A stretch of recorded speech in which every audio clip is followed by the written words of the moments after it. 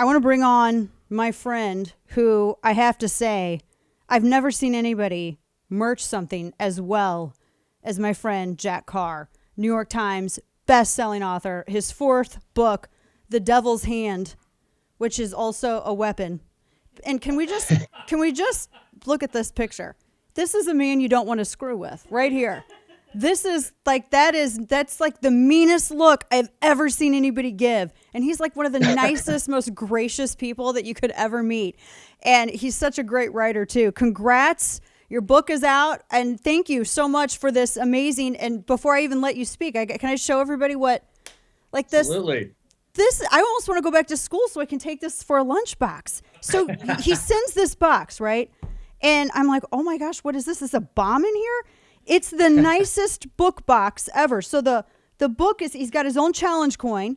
I'm like so bad with spatial reference here. The book is actually in the box, and you get like this authentic leather bookmark, and he's got the letter with the seal, and it's always, and I love this as well, Run to the Sound of the Guns. This is one of the nicest things I've ever seen in my life. And now I feel bad that I just gave people like a picture and a flyer. I mean, this is the only thing that I think is befit of this book. Congratulations, my friend. Well deserved. Thank you so much. And I love the intro. I hadn't heard that one part before about social media debate teacher. That is fantastic. I love it. We try. It's so fit. It is perfect. I learned so much from watching how you do these things. I'm always so impressed with the way you can just take the fight to the enemy. You know, that's what we do in the military, and you do it. You do it so better than anybody else. It's incredible. Well, thank you, my friend, and congrats too on your podcast as well, because you're in. Is this the 5th or 6th week that you've? This is the 5th or 6th week. Yes. Yep. And your episode is coming up soon. I think next week or the week after. I forget how that's all laid out, but so excited to get that one out there. That was so much fun. You've been so incredibly busy. And for people who don't know, in addition to coming out with The Devil's Hand, the fourth book here, Jack also has The Terminalist, which is the new series that's going to be on Amazon. And I'm very excited about this because I'm behind in the books. It took me admittedly, it took me a really long time, not because it wasn't good. It's just with kids and everything else, you know how it is. I actually like these types of stories. Of my favorite film genres, it's Westerns and thrillers like this, because I'm not into rom-coms or anything of that nature. I really like compelling characters, and I love just the adversity that, especially Jack Reese, that he goes through with this. And I'm really excited to read this, to check out Devil's Hand as well. And when we last talked, one of the things that really stuck with me, and I wanted to remind everyone else this, because Jack was on with us a couple of weeks ago, is that you were actually, when you were writing The Devil's Hand and trying to get, because you've served, our country as a Navy SEAL, you're retired. We appreciate your service. You really understand this at a degree that civilians can't. And you do such a great job at presenting these stories to where they're accessible and we're right there in the action with it, which is what I really like. I like reading books in one fell swoop. So when I sit down and read, I want to make sure that I get through it as much as possible. You were researching in biowarfare. You were researching before coronavirus, before the pandemic, infectious diseases, because you were thinking that actually we're at that point right now where that could actually be employed and used against Americans or really anybody by terrorists or by, enemy countries. And then the pandemic happens. That had to have freaked you out a bit. Yeah, I was hypersensitive to it because of the months-long research I just completed in the lead up to starting to write. And I outlined the whole thing in August of 2019. And really the basis is, what have our enemies learned by watching us on the field of battle for the last 20 years at war? So if I was Iran, China, Russia, North Korea, a super empowered individual, a terrorist organization, what would I have learned? And what would I have applied to future battle plans? Because they've been essentially watching us play poker for the last 20 years, looking at our cards, seeing how we play those cards, taking notes, and applying those lessons. So that formed the foundation. And then I needed a catalyst to move the story forward. And I chose bioweapons because I needed something that, and it's not the normal bioweapon type thing. There's a little twist to it. So, and that's the most important part of the novel. But I needed something to move the story forward, where it would allow Iran to use a proxy force, because between 1979 and 2001, they learned that using proxy forces worked well for them. It limited direct attacks against them, using other people to do their dirty work, that sort of thing. So that was the foundation.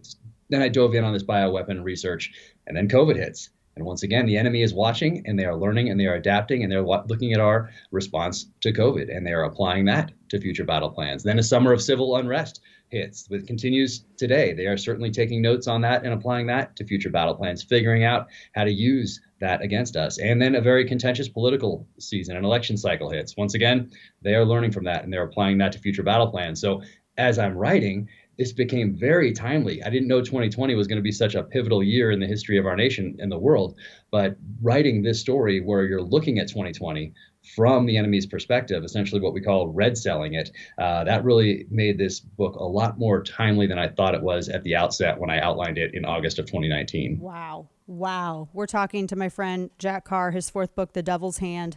Everybody's going to really know his first as well, Terminal List with James Reese. Chris Pratt was cast as James Reese, all-star cast. I can't wait to watch that.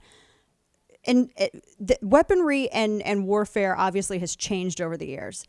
And we were, you're telling me how you were researching infectious disease. Info also is a huge a manner of fighting, info wars, and I feel like we're in this information warfare period right now. And how did it strike you when, I guess it was maybe a few months into identifying the origin of like this pandemic, everybody started to get really sensitive about what it was called. China was trying to push on the World Health Organization. No, we don't want to say the Wuhan coronavirus. We need to call it COVID-19. That's how it got the name, because China was really influencing the World Health Organization on this. Now, if you even so much as try to connect the two, it's considered a faux pas. It's considered impolite, politically incorrect. And it feels like the Communist Party of China has weaponized social justice warrior culture as a way to protect itself from criticism against this and give itself some cover. What are your thoughts on that info warfare? Yeah, so right now we can be manipulated so much more easily. There's so many different ways to manipulate the populace now than there were 20 years ago, 30 years ago, obviously 40 years ago.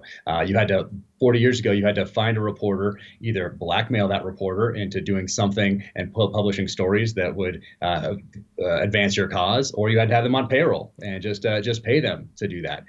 Now there are so many more ways to divide us, so many more ways to manipulate us. And plus we have this big tech, big government ambush essentially that we're walking right into, because a lot of us have businesses that are reliant on social platforms owned by those big tech companies. So we're walking right into this ambush, and there's only a few things that we can do to counter that. And when we're talking about China, I mean, imagine being a detective in a big city in America and not following up on what people would very obviously look at as a clue. So you have a thing coming from wet markets just down the street from a lab that is experimenting with the exact infectious disease that all of a sudden pops up in this wet market.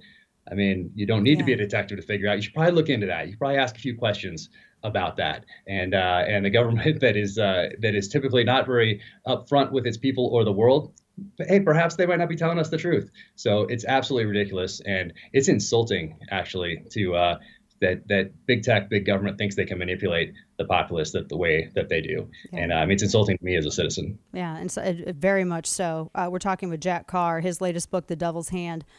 You served for quite a long time, obviously, in our nation's military. Times are changing awfully fast.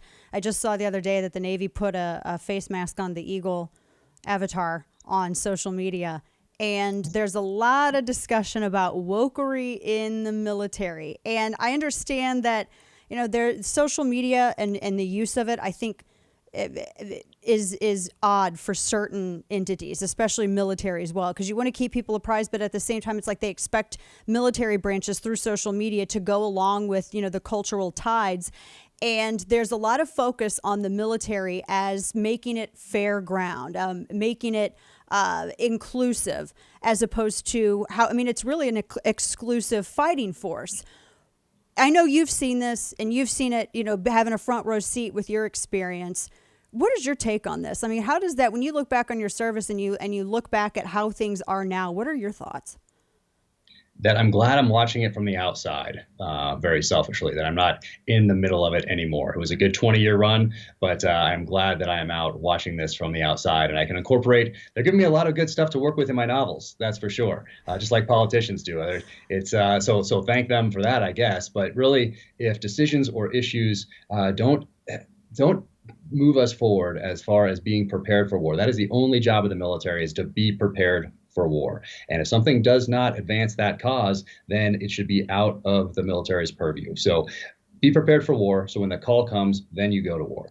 That's it. So the equitable outcomes and all the sorts of woke culture that's being that's encroaching on that mission of being prepared for war really has no place there. It makes us weaker as a country, not just as a military, as a nation. And the military and the Supreme Court, those were the two things that really had the support of most of the American public and the respect of the American public. And now we are degrading both of those institutions as we speak. Yeah, no, that's a great point as well. I mean, just this, we've been talking about this Marxist ideology and the theories from Marxism that are, they just, everywhere you look, whether it's in business, whether it's in education, and now in military as well. I just never thought that we would ever be having a conversation like that, and virtue signaling, watching, armed forces and their representation on social media virtue signal as though that was the important thing that they should be doing. I mean, that's happening while, we have the stories of the two warships that were going towards the Black Sea, and then they end up doing a U-turn and go away, and Daily Mail and all of these other European newspapers have it as Biden gets cold feet or Biden blinks, and they make Russia look so great. I mean, it's an optics disaster what's happening with this. Yeah, it's tough. I mean, social media, I guess they need to be there in order to recruit, because there's so many other inputs, especially for kids at that 14, 15, 16, 17, 18, 19, 20-year-old time frame right there. So they're getting so many inputs from popular culture that are not necessarily the most helpful or the most patriotic. So I guess in that respect, the military needs to be there. But maybe they should focus on countering some of those, offering another option for people that are questioning some of those popular culture references and influences, to say, oh, look, here's another way to go. But you can do that with some really cool other things that show the military is preparing for war. And if that's you, if you're patriotic, you want to stand up and you want to serve, or if you want to get some skills that can lead you to wherever else you want to go in life, then here's your path. Here's an option for you, rather than the woke signaling and these politicians in uniform and all the rest of it, because that right there, that just degrades our ability to be prepared and to fight wars and our standing in the eyes of the American public. Yeah, absolutely. We're talking to Jack Carr, his latest book, The Devil's Hand. It's his fourth book, The Terminal List. And the protagonist in that, James Reese. It's going to be a series on Amazon. Chris Pratt was he was cast in that. There are a lot of famous names that are in that series, and I know that you've been there. I've seen, and you actually just ran through a course at Terran Tactical, by the way, as well. And everyone's like, it's the same course John Wick went through. Jack Carr is John Wick. That was pretty cool.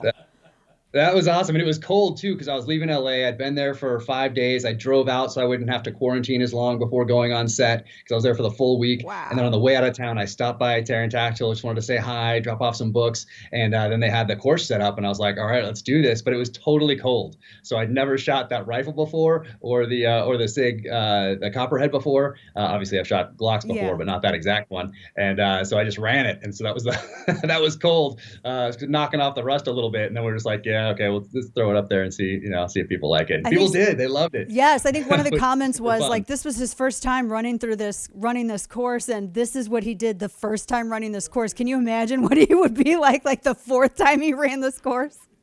It was super fun. It was a great time. And but you see how Keanu runs that thing, like super impressed with how all the work he puts into training. And Keanu's stunt double was there, and we took some pictures together. And I was like, oh geez, I need to get back into working out, because this guy was, oh man, what an awesome guy. You've been writing tomes like this. Wait, there you go. It was, hey, there it is. But that was super fun. But being on set was incredible. So 350 people have jobs in LA. The COVID protocols are very strict, but they're getting it done. And to see Chris on set just crushing his James Reese, violent, primal, visceral, dark, gritty. That's really wanted to keep that from the novel. Antoine Fuqua directing, who's just incredible. Everybody was so nice. And then it was like a reunion on set because there's about 12 SEALs that I served with, went down range with. They're either acting in it or they're stunt coordinators in it or they're playing SEALs or they're doing the technical advising. So we had this crazy reunion on set there, and people from the cast would walk up or people from the crew would walk up and say just, hey, this is so different than any other film I've been involved with in Hollywood. And that comes from Chris and Antoine at the top and those SEALs that are there on set just working to make this the best production it can possibly be every day. I love that this is a series that's coming out with all the discussion of toxic masculinity and cancel culture and everything else. I love the themes that you explore in your books. I love the reading between the lines in your books as well. I love that. And I love that these stories are still being told and being made. And we got to have you back on, especially as Terminalist comes out. We've got to have you back on to talk about that as well. Make sure everybody go out, get Jack's book, The Devil's Hand. Just look for this guy on the back. Get The Devil's Hand. Congratulations, my friend. My tough guy face. That's right. Thank you so much. Appreciate you and appreciate all you do. God bless you. We'll talk again soon. Oh, thank you so much. And thank you for always standing strong for freedom.